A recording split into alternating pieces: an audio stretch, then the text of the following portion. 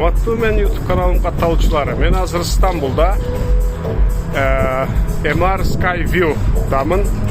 Кыскасы бул сода саттык борбору мен билгенден 48 этажында мындай атайы панорама бар экен. 360 градуска Стамбулду көрүп турууга болот экен. Акча берип чыктым. Анан кийин жөнүнө түшпөй бир видео тартып түшөйүн дедим. Жогоруга чыгып турган жакшы нерсе экен. Жогоруга чыгып ылдый жакты караганда карагылачы бардыгы мындай кичинекей майда болуп көрүнүп атат. Бизди мындай кыйнаган, өтө жүрөктү өйүгөн, өтө бизди сарсанага салган маселелердин бардыгы майда барат экени, өтөп кетет экени, көңүлдү чөктүргөнгө, өзүбүздүн өзүбүз маанайды түшүрүп кыйналганга эчтеке эч нерсеге татыбайт экени, мына ушундай ойлор келет экен жогоруда. Мен Skyview жөнүндө бир аз айтып бере турган болсом, ошол 360 градус Стамбулду көргөнгө мүмкүн болот экен. Азыр бул ачык жери. Дагы бир кабат жогоруга чыксак болот. Бул жерде могу айнектердин аркасында дагы бир кабат бар. Ал жерде жабык уже. Анда деле 360 градуска Стамбулду көргөнгө мүмкүн болот экен, бирок мунусунда жабык турду. Бул дагы Стамбулда эң бийик, өзү биз кирдик, Эйфель мунарасынан бир канча метрге жогору экен. Ошо нөлдөн баштап бийиктигин эсептегенде.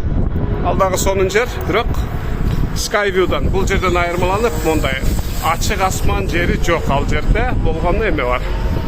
Ошол жабык жерден ресторан бар. Ошол жерде отуруп тамак жеп, айлана чөйрөнү көрүп рахаттанып койсо болот экен.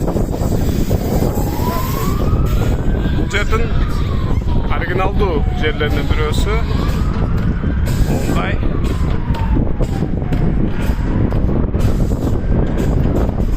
түбү айнек стеклянный, жөнөкөй жер эмес.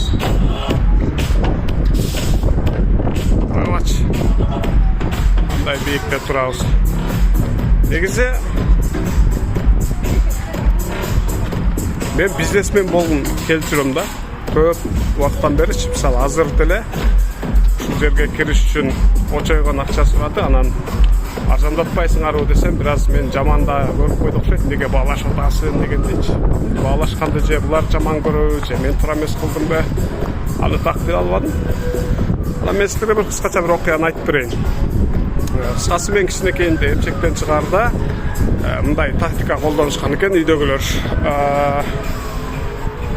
Атам печеньени коробкасы менен, же болсо жанагы малышты сууга аралаштырып берчү порошокту коробкасы менен алып келип койчу экен. Мондай бир пачка эмес, коробкасы менен. Коробканын ичинде бир канча пачка деген. Анан ал ошол печеньени, малышты деле үйдүн бир бурчунда турганын мен көрөт экенмин. Бирок ошого карабастан печенье жегим келгенде мага ушинтип үйрөтүп койгон. Көздү жумуп, колду сунуп, Кудай печенье берчи дейт экенмин. Анан көзүм жумуп турат экенмин. Үйдөгүлөрдөн чоңураак бир печеньени алып келип, аркаман көзү көрүнбөй мындай колума таштап коет экен. Анан мен ана Кудай берди деп жейт экенмин да. Ойлоном, балким ошодон теолог болуп калдымбы, теологияга тапшырып окуп калдымбы. Мен ойлойм, ошол учурда печеньени Кудай берип атат деп, эми эмчектен чыга турган балага билбейм, эртерээк беле дейм да. Ошондо атаң сатып алып келди. Айлык алып иштейт. Ошону сатып алыш үчүн убактысы кетет, эмгек кылат. Директорунан, шефинен урушугат дегенде, мына ошентип кыйналып сатып алып келип, акчага сени жакшы көргөндөн коюп койду. Биз сага бөлүп берип атабыз десе, балким бизнесмен боло элем деген ой келди. Жарымы тамаша жарым үчүн ар бир түшүнүк, ар бир айтылган сөз баланын мээсинде отуруп ташып калат. Жана ал жашоосунда дайыма таасирин тийгизет да. Мына ошол себептүү кээ бир туура нерселерди туура убакта, туура моментте жана туура метод менен үйрөтүү дагы өтө чоң мааниге ээ. Балким мен өзүмүн тарбиямда бул таасири болбоду, бул башка нерсе. Бирок жаш курагына карап үйрөтүлүш керек болгон, окутулушу керек болгон нерселер кээ бир учурда эрте же кээ бир учурда жашынан өтүп кеткен учурда, мисалы 10 жашында үйрөнүш керек болгон нерсени бир бала 15 жашында, 20 жашында угуп аткан болсо, бул туура эмес. Же болбосо 15 жашында угушу керек болгон нерсени 10 жашында, 5 жашында угуп аткан болсо, бул дагы туура эмес. Ал ошол себептүү диний таалим тарбия болсун, жөн эле таалим тарбия болсун, бир туура нерсени үйрөтүү башка нерсе, аны жаш курагына карап үйрөтүү дагы ошол туура нерсени үйрөткөнчөлүк маанилүү демекчимин.